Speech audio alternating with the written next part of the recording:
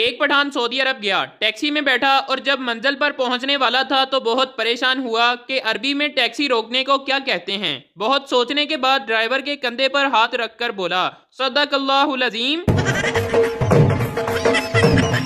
एक पठान नया नया तबलीग से वापस आया और अपनी बीवी से बहस की, फिर उसको मारने लगा। दोस्त ने पूछा, उसे क्यों मार रहे हो? पठान बोला, ये दाढ़ी नहीं रखती। दोस्त, औरतों की तो दाढ़ी आती ही नहीं। पठान बोला, मुझे पता है, मगर ये कमीनी इरादा तो करे।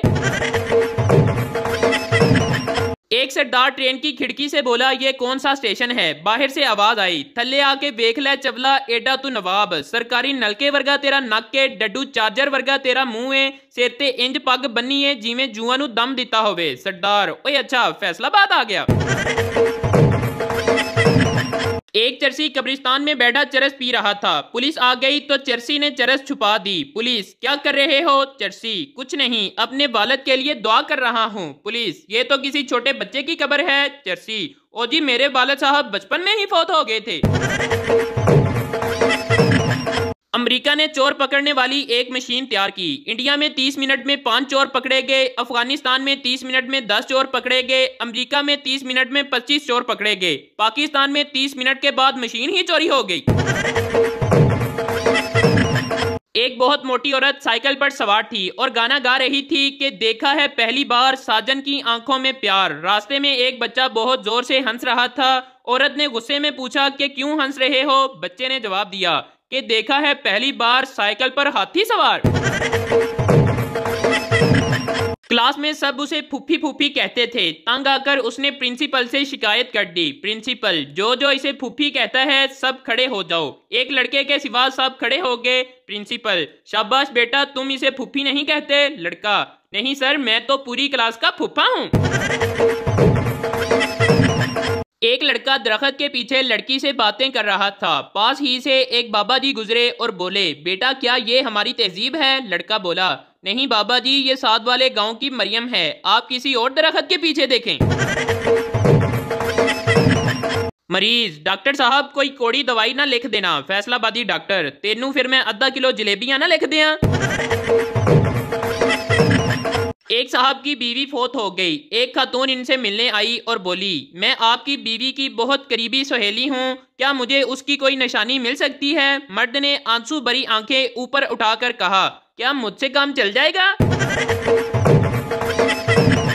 2 सीटों वाला हेलीकॉप्टर कब्रिस्तान में गिरकर तबाह हो गया। गवर्नमेंट ने एक सरदार अफसर को तहकीकात के लिए भेजा। सरदार ने 2 घंटे बाद इतला दी, 931 लाशें मिल चुकी हैं, मजीद खुदाई जारी है।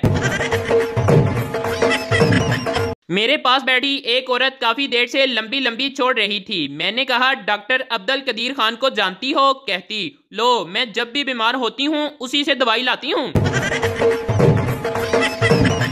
अराई पेंडू, ये टीवी कितने का है? दुकानदार, हम पेंडू को कोई चीज नहीं बेचते। अराई पेंडू 1 महीने बाद क्लीन शेव और 3 पीस सूट पहनकर आया और बोला, ये टीवी कितने का है? दुकानदार, हम पेंडू को कोई चीज नहीं बेचते। अराई पेंडू 2 महीने के बाद अंग्रेज बनकर आया और बोला, what the cost of that TV? दुकानदार, हम पेंडू को कोई चीज नहीं बेचते। अराई पेंडू गुस्से में बोला, तुझे कैसे पता चल जाता है कि मैं पेंडू हूँ? दुकानदार, क्योंकि ये टीवी नहीं ओवन है। हमारी पाकिस्तानी मस्जिदों में बुजुर्ग अगली सफ़ों में अमेरिका और यूरोप की तबाही और बर्बादी की बदुआएं मांग रहे होते हैं, जबकि पिछली सफ़ों में हमारे नौजवान इन्हीं मुल्कों के वीज़ों के लिए दुआएं मांग रहे होते हैं।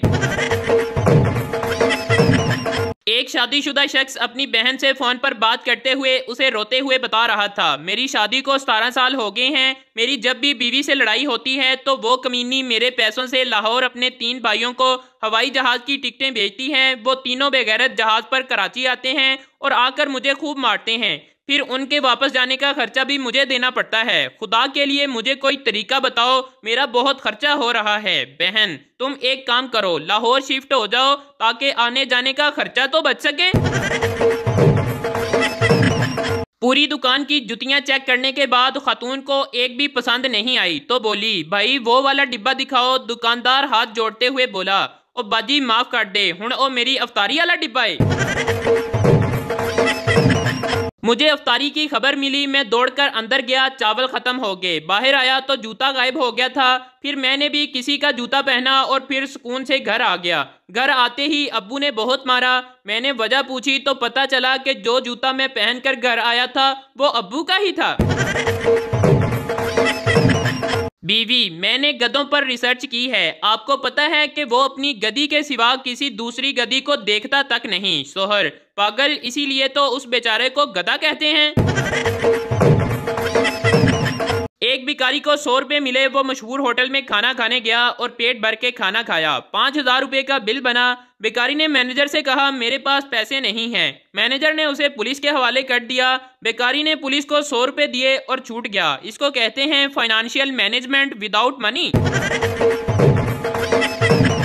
किसी साहब ने 6 शादियां की, लेकिन हर शादी के बाद उसकी बीवी का इंतकाल हो जाता था, जिसके बाद कोई खातून इसके साथ शादी करने के लिए तैयार नहीं होती थी। इस गांव में एक ऐसी खातून भी रहती थी जिसने 6 शादियां की थी और उसके 6 खामन भी शादी के बाद फोत हो गए थे।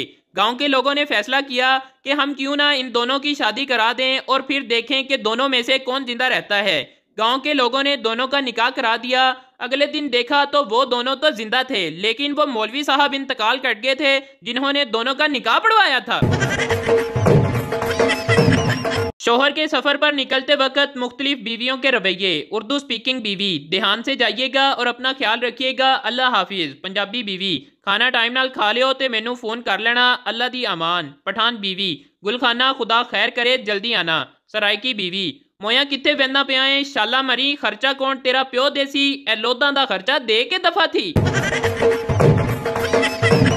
बीवी को गुस्सा आया हुआ था। उसका शौहर बस में एक खूबसूरत लड़की के काफी करीब खड़ा था। थोड़ी देर बाद खूबसूरत लड़की ने एक थप्पड़ शौहर के मुंह पर मारा और बोली, बेशरम घटिया, तुमने मुझे चुटकी काटी। शौहर बेचारा हड़बड़ाकर बीवी की तरफ मुड़ा और परेशान हुआ बीवी से बोला, कसम ले लो डार्लिंग, मैंने इसे चुटकी नहीं काटी। बीवी, मुझे पता है मैंने काटी है।